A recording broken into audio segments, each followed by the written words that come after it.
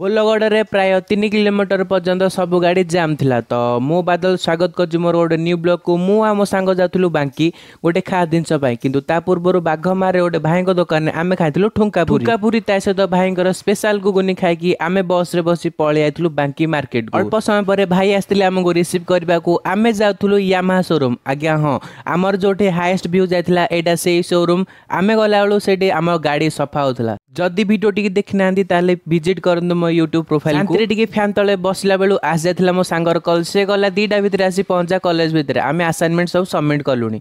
मु रही बाकी रे घर रहा 70 किलोमीटर तो मुझे केमती से टेंशन रे मो गाड़ी टी रेडी करी पेट्रोल पकई बाहर पड़ती पहाड़ पर्वत सब सामान करी गाड़ी को 80 स्पीड धरी हेलमेट आउ मास्क पिंधि मु जाऊँगी आम घर बांकी सर्टकट नहीं मु पहुंच जाती बोलगड़ किंतु सेठू देखला बेलू ट्रक और गाड़ी लंबिला देखला बेलू से गोटे डेड बॉडी रखी रोड को ब्लॉक कर देथिले। जदि के रीजन जानछन कमेंट रे कहंतु। स्ट्राइक जगरु मु कॉलेज मिस कर देथिली। जदि वीडियो टी भल लागिथो लाइक आ सब्सक्राइब कर।